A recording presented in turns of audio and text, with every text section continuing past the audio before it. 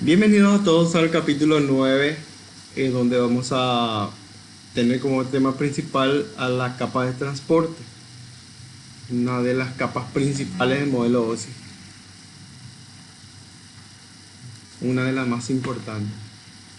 Entonces vamos a hablar un poquitito de la continuación de la importancia de la división en subredes, pero enfocadas ya a los protocolos estándares de la industria, TCP y UDP, y el esquema de direccionamiento, donde vamos a hacer comparaciones de lo que es UDP y de lo que es TCP.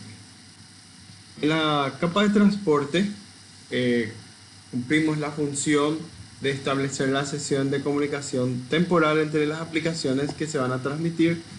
Esas aplicaciones son las que transmiten datos y las que están identificadas como, con un número de puerta. Esta capa proporciona la compatibilidad con el flujo de datos del protocolo cuando se orienta a conexión. Proporciona confiabilidad, control de flujo y también se realiza por medio de multiplexión o multiplexación. Las tareas de esta capa son realizar el seguimiento de las conversaciones individuales a nivel de aplicación, pero identificadas con los números de segmentos. Por lo cual, en esta capa se segmentan los datos para poder armarlos. En el proceso de segmentación de los datos, se identifican a las aplicaciones y a cada segmento se le da un número de puerto. Eh, un segmento sería los datos divididos en pequeñas unidades de información, a los cuales se le agregan los números de puertos que indican qué tipo de aplicación o cuál es la aplicación que se está utilizando en la capa de aplicación. El proceso de la multiplexación de conversaciones es una segmentación de datos en fragmentos pequeños, donde las etiquetas de los fragmentos de los datos siguen un orden común de la conversación y se pueden mezclar más conversaciones que son enviadas en forma simultánea, de tal punto en el cual en el destino se ensamblan solamente las segmentaciones en sus propios números de datos de fragmentos.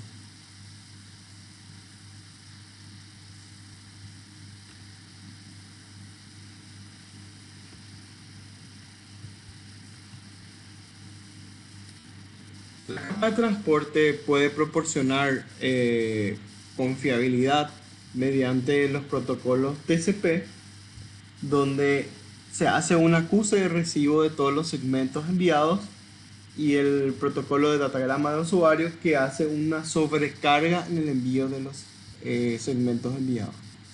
Entonces, el protocolo de control de transmisión o TCP aporta confiabilidad. El protocolo de datagrama de usuarios aporta rapidez, no confiabilidad. El TCP o protocolo de control de transmisión admite la confirmación de entrega de paquetes o acuse de recibo, que es lo que le proporciona la fiabilidad de que se entreguen los datos. Existen tres operaciones básicas que habilitan la confiabilidad con el TCP, las cuales son la numeración y seguimiento de los segmentos de datos transmitidos hacia el host específico desde la aplicación determinada, y el acuse de recibo o ACK de los datos recibidos.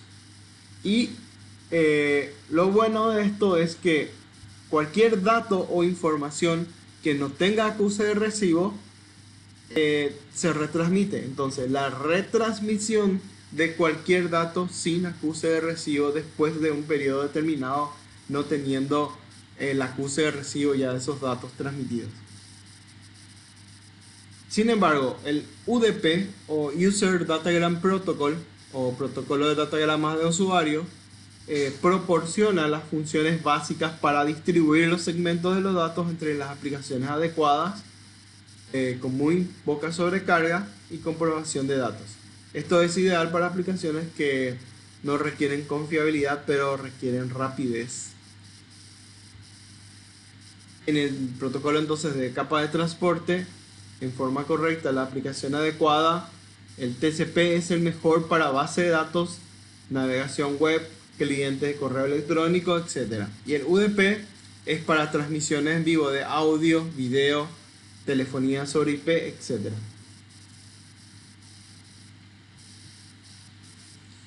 Ahí tienen un segmento de TCP. La característica es que permite un establecimiento de sesión, es de entrega confiable, hace entrega en el mismo orden y realiza un control de flujo. En el encabezado del TCP podemos distinguir que es un protocolo de información de estado donde hay una cabecera de 20 bytes con sobrecarga en el encabezado del segmento. Todos los segmentos están dotados de estas características, donde van a notar que existe un número de puerto origen que identifica la aplicación que está originando todo. Por aquí te voy a admitir a un compañero.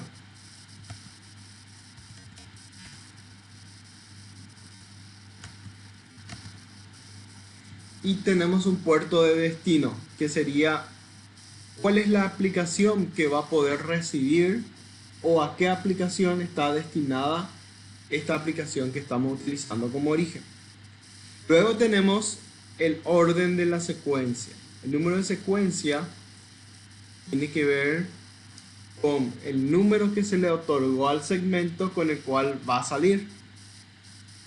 Y cada número de secuencia transmitido tiene que tener un acuse de recibo.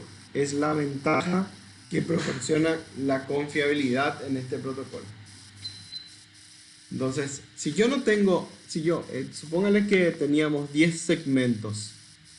De los 10 segmentos tuve el acuse de recibo del 1 hasta el 9 y el 10º segmento no tuvo acuse de recibo. ¿Qué hace este protocolo? Vuelve a reensamblar el segmento número 10 y vuelve a retransmitirlo. Esa es la ventaja y la confiabilidad de este protocolo. Tenemos campos de checksum para asegurarnos de que esos segmentos sean entregados y chequeados, y él tiene determinado el tamaño de la ventana. En un proceso de transmisión, la ventana de datos es la unidad útil de transmisión que se va a realizar, donde se abre un proceso en el cual de extremo a extremo se realiza una sincronización, luego viene un acuse de recibo de la sincronización, se realiza el envío simultáneo y el acuse de recibo de todos esos envíos simultáneos, y por último se realiza la finalización de la sesión y el acuse de recibo de esa finalización de transmisión gracias a la ventana. Entonces, ese proceso se llama el enlace de 3 vías, donde en ese enlace de 3 vías tenemos la confiabilidad de que todos los datos que están segmentados sean transmitidos. UDP. Sin embargo, fíjense el encabezado de UDP contra lo que es el encabezado de TCP. El encabezado de TCP es más amplio, el de UDP es muy simple, ¿verdad? Esto, la característica principal es que es muy simple y muy rápido. Como verán, en el encabezado de UDP es un protocolo de información de estado. Sin información de estado, la aplicación debe manejar la confiabilidad. O sea, a nivel de aplicación tiene que establecerse la confiabilidad. Las porciones de comunicación se denominan datagramas y agrega solamente 8 bytes de sobrecarga, donde esos 8 bytes contienen el puerto de origen, que es el puerto originado por la aplicación que está originando todo, y el puerto de destino, a dónde tiene que llegar, cuál es la aplicación de destino. Vamos a suponer que yo estoy abriendo un software para llamar en forma un Google Talk, por ejemplo, ¿verdad? Y mi origen es el generado por esa aplicación en forma aleatoria, y el destino es el número de puertos que genera el Google Talk para hablar como destino. La longitud del datagrama y el checksum para chequear que salga todo sería el checksum. Luego ya están los campos de las capas superiores. Muy simple. Bueno, tanto TCP como UDP tienen varias conversaciones por separado. En la capa de transporte se separa y se administra las comunicaciones con diferentes requisitos de transporte. Se puede diferir entre las aplicaciones que envían y reciben datos en la red de manera simultánea. Los valores del encabezado permiten que TCP y UDP puedan administrar las distintas conversaciones simultáneas por medio de la identificación de las aplicaciones. Estos identificadores son los números de puertos.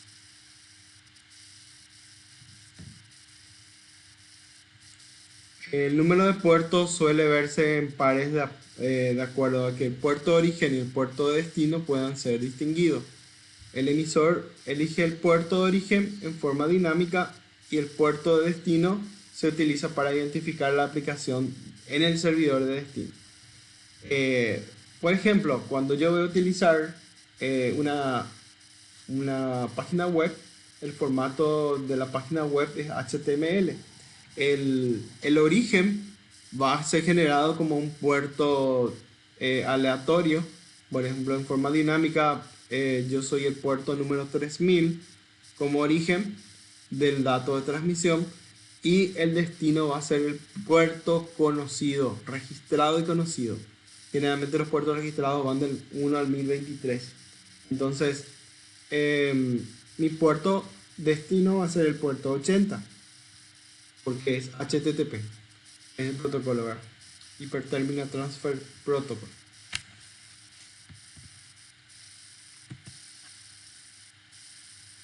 Dentro de este proceso se colectan los pares de sockets. La combinación de la dirección de IP origen y el número de puerto origen y la IP de destino y el número de puerto de destino es lo que se conoce con el acrónimo de sockets, o con el nombre de socket. Esto se utiliza para identificar el servidor y el servicio que solicita el cliente, porque la dirección de IP es muy fundamental acá, ¿verdad? Entonces se combinan los sockets para formar un par. Por ejemplo, 192.168.1.5 es la dirección de IP origen y su puerto dinámico es del 1099. Y el destino es 192.168.7. Y como notarán acá, el puerto de destino es el puerto número 80. Los sockets permiten que varios procesos se puedan ejecutar en un cliente en varias conexiones en un proceso servidor que distinguen entre sí el tipo de aplicación que se está comunicando. Los grupos de número de puertos están determinados por IANA, quien ha creado los grupos de puertos conocidos. Del 0 al 1023 son los puertos conocidos que están registrados. Los puertos registrados pueden ir de 1024 a 49.151 y puertos privados dinámicos desde 49.152 hasta 65.535. O sea, del 0 al 65.535 son los números de puertos. Podemos ver el proceso que está generando nuestro ordenador mediante el comando netstat para ver con qué número de puertos se está comunicando. Esto permite que podamos ver las conexiones activas a nivel host y muestra el proceso que está utilizando la conexión. Entonces, ventana R para ejecutar cmd y netstat. Nos muestra los números de sockets que está originando en nuestro dispositivo en este momento.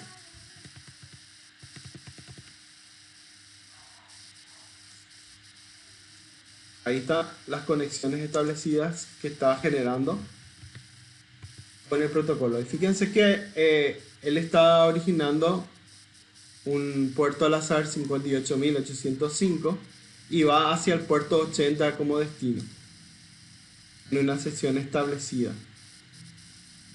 Entonces siempre tengo un puerto de origen, puerto destino. Acá tienen, por ejemplo, la loopback, que sería el origen, y destino 49.000. Loopback sería mi propio ordenador, ¿verdad?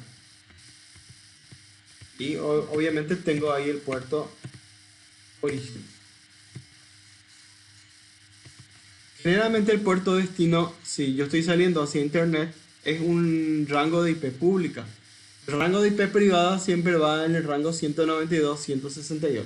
Sin embargo, una IP pública no está en ese rango. Como podrán apreciar, esta es una IP pública en el rango 52 y estoy utilizando la página web segura. Van a ver también esto.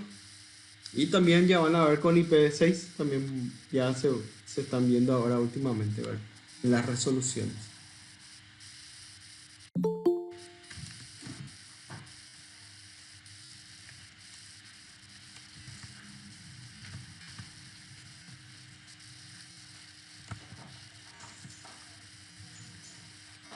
Bueno, entonces esa sería la demostración del comando netstat, donde van a poder ver, esto se para con control C, si es que es muy largo en la resolución que está haciendo.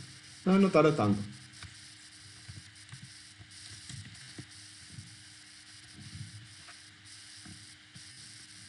Bueno, TCP y UDP como protocolos.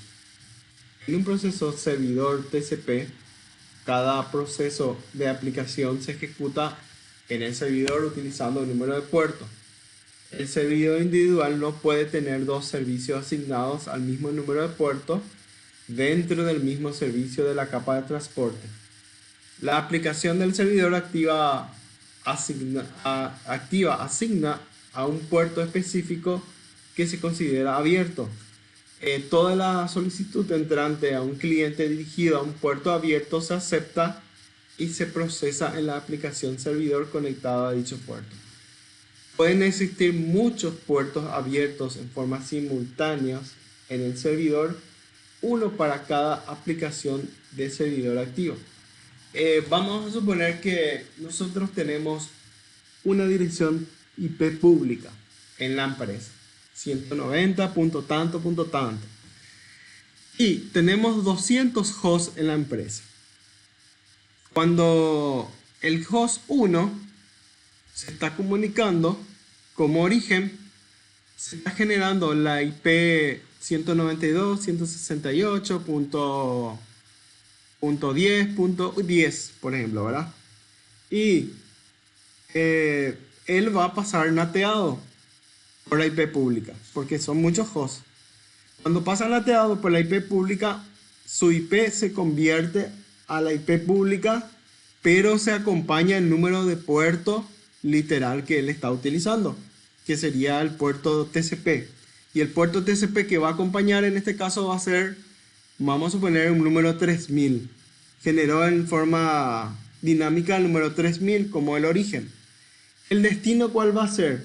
Si es que está utilizando un navegador web, usa el destino 80.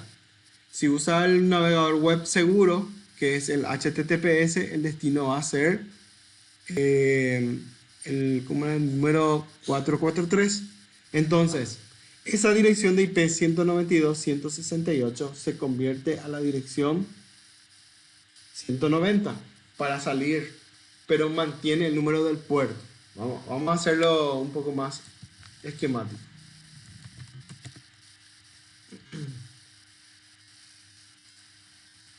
La PC1 tiene la IP 192.168.10.10. La PC2 tiene la IP 192.168.10.11. Y así sucesivamente dentro de la red, ¿verdad? La IP pública única de la empresa es 190. Vamos a ponerle nomás así para suponerlo ahora. 190.190. Ok. El destino de las aplicaciones, vamos a suponer que yo estoy usando un navegador hacia Google para hacerle el DNS al de Google, y mi origen va a ser esta PC que originó el puerto 3000 Y la otra PC genera otro número de puerto distinto, 3001 por ejemplo. Ok. ¿Quién sale ahora? El origen es 3000. Destino. Va al destino hacia 888. ¿Verdad? ¿Qué número de puerto va a acumular en el socket? El número del puerto 443. Un navegador seguro. Él está acumulando acá el número 3000 como origen. Esto está saliendo de mi red corporativa. Como yo tengo 200 hosts dentro de mi red, estos se van a atear a mi dirección de IP pública, ¿verdad? Como origen que le va a representar a todos estos hosts internos va a ser la IP pública. Pero para identificar el proceso de este host, acompaña el número de puerto de este host ahí como origen. Entonces ahí yo voy a distinguir que el host 1010 era el que se estaba comunicando porque él generó el número de puerto 3000. Y el destino va a ser un destino conocido hacia el servidor de Google al puerto 443. Eso básicamente es lo que hace un proceso TCP. Esos serían los números de socket que se van colectando. Si bien el servicio de este es DNS, ¿verdad? Un DNS, el número de puerto para hacer DNS es distinto, ¿verdad? Ahora yo estaba navegando web nomás, ¿verdad? Para resolver el DNS. ¿Cómo yo puedo ver cuáles son los números de puertos?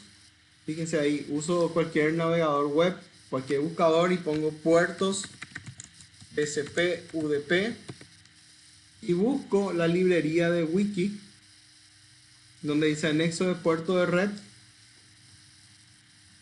y ahí van a ver todos los puertos existentes. Y fíjense, vamos a resolver por DNS, por ejemplo. DNS colecta el número de puertos 53 que hace resolución de nombre de dominio. Ahora, si quiero hacer FTP, por ejemplo, era 20 y 21 el número de puertos de FTP para transmitir datos y para controlarlos. ¿Verdad? El puerto número 23 es el de Telnet, el 25 para SMTP, para emails, ¿verdad? SMTP significa Simple Mail Transfer Protocol, un protocolo de transferencia simple de correo. El puerto seguro Shell, que es el 22 para el SSH. Entonces, yo puedo mencionar el número de puerto literal o el nombre del protocolo. Ambos son válidos. Por puerto o por nombre puedo identificar a los protocolos, ¿verdad? Y van a ver acá los 49.000 y algo puertos registrados y van a ver que existe todavía libre. 45.000 hasta ahora están registrados y existen todavía libres hasta llegar a los 65.535 posibles números de puertos que pueden haber. Entonces, esto también se utiliza en los firewalls proxy, ¿verdad? Para filtrar. Por ejemplo, yo quiero filtrar torrents. Ahí están los números de puertos torrent para filtrar en mi tráfico, para permitir o denegar los números puertos torrents que yo voy a hacer en mi lista de control de acceso. Permitir, denegar. Para eso justamente se están utilizando o se utilizan estos números de puertos literales que identifican a los tipos de aplicaciones. Vamos a cambiar un poquitito. Este host quiere comunicarse a la página web de Cisco. Vamos a hacerle un NS lookup a la página web cisco.com y vamos a obtener la dirección de IP de Cisco. Fíjense la dirección de IP en IPv6 y en IPv4. Entonces en este caso esta 23.473 es la IP de destino para que el host llegue a Cisco, ¿verdad? Y nuestro datagrama va a ser así. El segmento origen lleva la IP pública de mi red, ¿verdad? Pero lleva el número del host que está queriendo llegar hasta Cisco como destino. Acá interno sería en la resolución 23 va a ser el destino, ¿verdad? Y uso página web segura 443 para llegar a abrir la página web de Cisco. Ese es el proceso donde se acumula el socket origen, socket destino. ¿Por qué? Porque esta mi IP pública es la que se ve en el borde y como destino va a llegar a Cisco. Y Cisco le va a responder ¿a quién? A mi IP pública.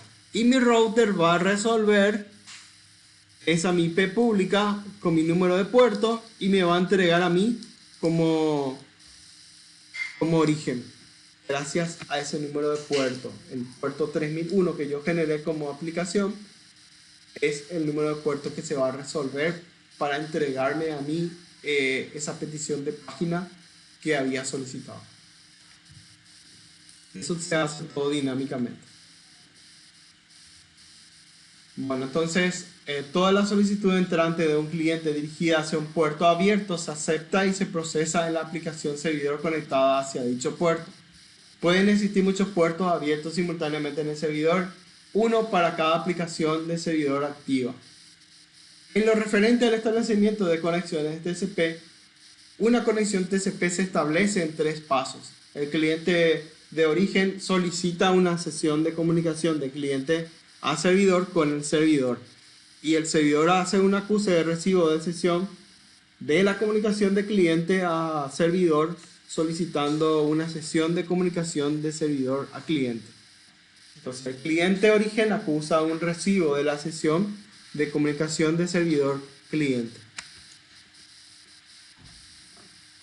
Para la terminación de la sesión de TCP, el indicador del TCP fin, que ya es la parte final en la ventana del enlace de 3 vías, se utiliza para determinar una conexión TCP cuando el cliente no tiene más datos para enviar en la transmisión, envía un segmento con el indicador de que ha finalizado, fin de establecimiento, fin establecido, y el servidor envía un acknowledge o acuse de recibo para acusar recibo del fin para terminar la sesión de cliente-servidor.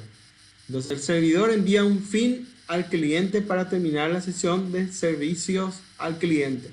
El cliente responde con un acuse de recibo de que ha finalizado y ha recibido ese fin del servidor, y una vez reconocidos todos los segmentos se cierra la sesión.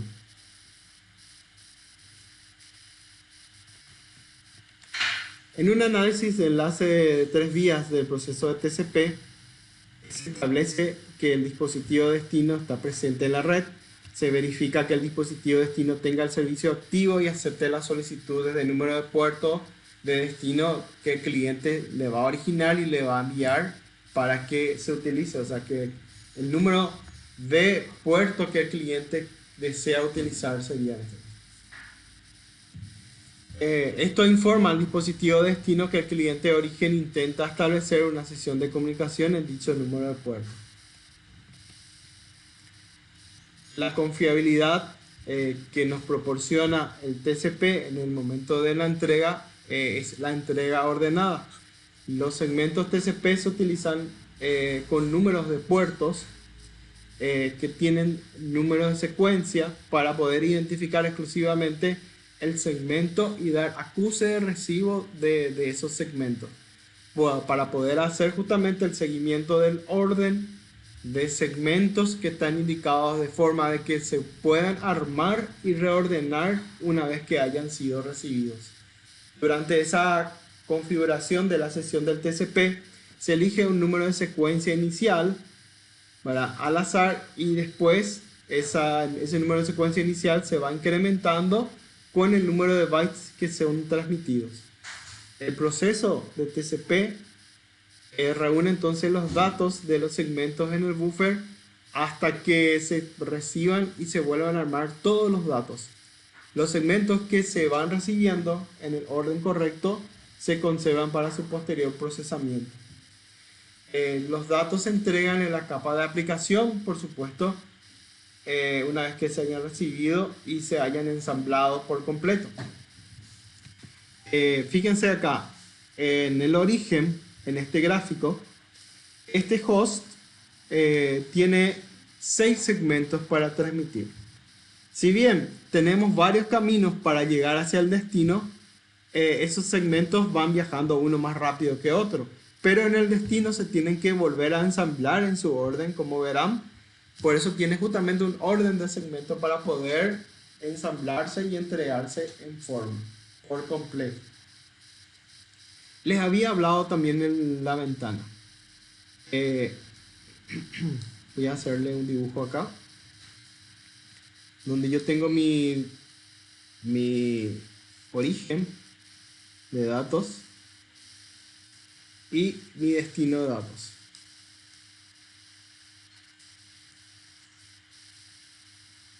Ok. En el primer proceso se realiza la synchronization o SYN.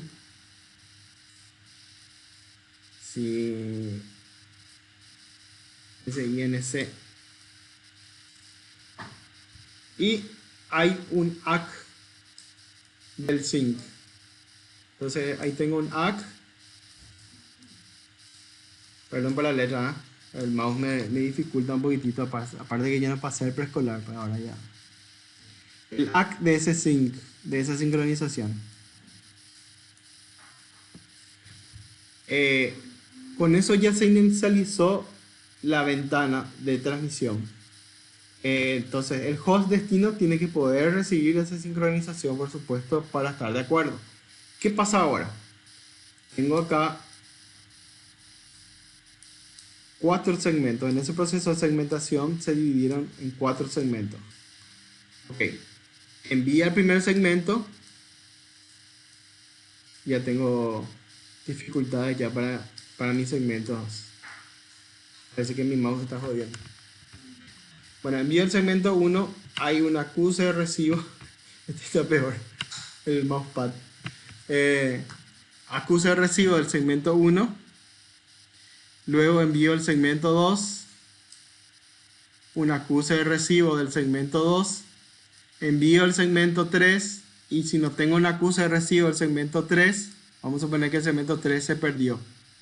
Entonces mi segmento 3, ¿qué tengo que hacer? Volver a reensamblar.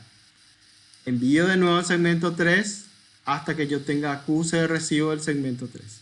Una vez que yo haya entregado ya segmento 1, segmento 2, segmento 3, segmento 4 con su acuse de recibo, envío el proceso de finalización de sincronización de servidor y servicio. Y hay un acuse de recibo del destino de que acusa recibo de la finalización, y ahí termina el proceso de enlace de 3 vías. Espero que se haya atendido a medias por lo menos en mi gráfico.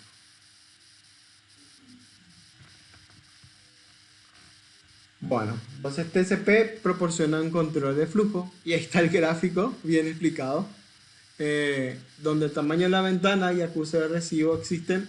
TCP también proporciona mecanismos para el control de flujo. El control de flujo asegura que las terminaciones de TCP puedan recibirse y procesar los datos de manera confiable, donde TCP administra el control del flujo mediante el ajuste de la velocidad del flujo de datos entre origen y destino de la sesión determinada. Y la función de control de flujo de TCP depende del campo de encabezado de TCP de los 16 bits, denominado tamaño de ventana, que ven ahí. Y el tamaño de la ventana es la cantidad de bytes que el dispositivo de destino de una sesión puede aceptar y procesar al mismo tiempo.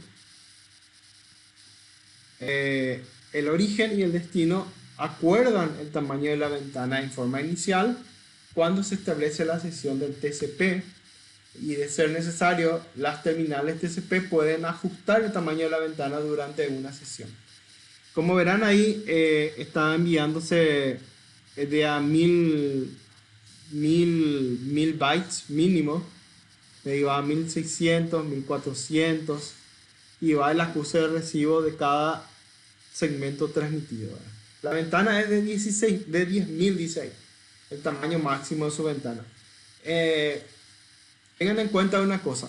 Si mi tamaño de ventana es de 10.000, yo no voy a saturar con un solo segmento de 10.000 enviando en forma simultánea. No, voy a tratar de segmentar lo más pequeño posible los segmentos. Cuando más pequeños son, más rápido se pueden transmitir y más rápido van a llegar a destino con acuse de recibo. Por eso es que no se satura del todo, ¿verdad? Usando todo el tamaño de la ventana. En el control de flujo de TCP, cuando hay congestión de red, suele dar como resultado el descarte de paquetes. Los segmentos TCP que no se entregan, se activa automáticamente la retransmisión de segmentos TCP, ¿verdad? Y esa retransmisión, por supuesto, puede generar o empeorar la congestión, generar más congestión o empeorarla, ¿verdad? El origen puede estimar un nivel determinado de congestión de red al observar la velocidad en el cual se envían los segmentos TCP sin hacer acuse de recibo. El origen puede reducir la cantidad de bytes que se envía antes de recibir un acuse de recibo cuando se detecta la congestión. Y el origen reduce la cantidad de bytes que envía sin acuse de recibo y no el tamaño de la ventana. Eso no se puede modificar, por supuesto, ¿verdad? El cual determina el destino. Entonces el destino suele desconocer la congestión de red y considera que no es necesario sugerir un nuevo tamaño de ventana. Como verán, ahí tienen segmentos fallidos en la imagen, ¿verdad? Que no tienen acuse de recibo, y una vez que hayan sido transmitidos todos los segmentos, inclusive está liberado la ventana, se puede transmitir esos segmentos que faltan para que se complete la entrega de todos esos segmentos y se puedan ensamblar la aplicación, los datos de la aplicación en el destino. Bueno, ahora hablemos de UDP. UDP nos ofrece baja sobrecarga y confiabilidad, o sea, comparando contra la confiabilidad que nos daba TCP, él nos ofrece baja sobrecarga. Tiene mucho menos sobrecarga que TCP, no está orientado a conexión y no proporciona mecanismos sofisticados de retransmisión, ni secuenciamiento ni control de flujo. Las aplicaciones que ejecutan UDP pueden utilizar la confiabilidad, pero a nivel de aplicación. Se debe implementar en la capa de aplicación entonces. Sin embargo, entonces UDP no es inferior. En el rearmado del datagrama de usuarios del UDP, simplemente se vuelve a armar los datos en el orden en el cual se recibieron y si es necesario la aplicación debe identificar la secuencia correcta. Los procesos y solicitudes de servicios de UDP depende de que las aplicaciones de servidor basadas en UDP se les asigna el número de puertos conocidos o registrados y las solicitudes que reciben el número de puerto específico se deben reenviar a la aplicación adecuada según los números de puerto. En los procesos de clientes UDP, la comunicación entre cliente y servidor UDP también se inicia con la aplicación del cliente. Este proceso permite seleccionar de manera dinámica el número de puertos y lo utiliza como puerto de origen. Por lo general, el puerto de destino es un número de puerto conocido o registrado que se asigna al proceso de servidor y se utiliza el mismo par de puertos origen y destino en el encabezado de todos los datagramas usados en la transmisión. En la devolución de datos del servidor cliente se invierten los números, o sea que el que era origen se vuelve destino, ¿verdad? En el encabezado del datagrama. Las aplicaciones que utilizan TCP, de manera que todas las aplicaciones relacionadas con la capa de transporte pueden ser generalmente TCP, hace que la aplicación no tenga que administrar ninguna de dichas tareas. Simplemente pueden enviar flujo de datos a capa de transporte y utilizar servicios de TCP. Las aplicaciones que utilizan el protocolo de datagrama de usuario Generalmente son aplicaciones del tipo multimedia, video, en vivo, streaming, ¿verdad? Que pueden tolerar ciertas pérdidas de datos y requieren demoras breves que no haya demoras, ¿verdad? Cero demoras inclusive, ¿verdad?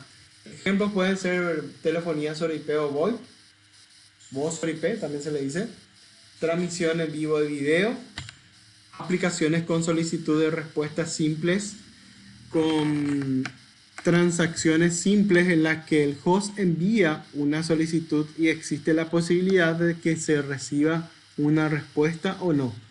Los ejemplos pueden ser DNS y DHCP, que son protocolos del tipo UDP, que tienen que ser rápidos. Hay aplicaciones que manejan la confidencialidad por sí mismos en comunicaciones unidireccionales en las que no se requiere el control de flujo y detección de errores, ni acuse de recibo, ni recuperación de errores, en las que la aplicación puede ocuparse de estas tareas. Pueden ser el SNMP y el TFTP, que es un protocolo trivial de transferencia, parecido al FTP. Hasta ahí vamos con este capítulo a nivel conceptual. Un momentito. Si les parece, vamos a hacer una breve pausa y luego les voy a explicar con la práctica una aplicación y seguimos con práctica. Vamos a hacer una siguiente grabación.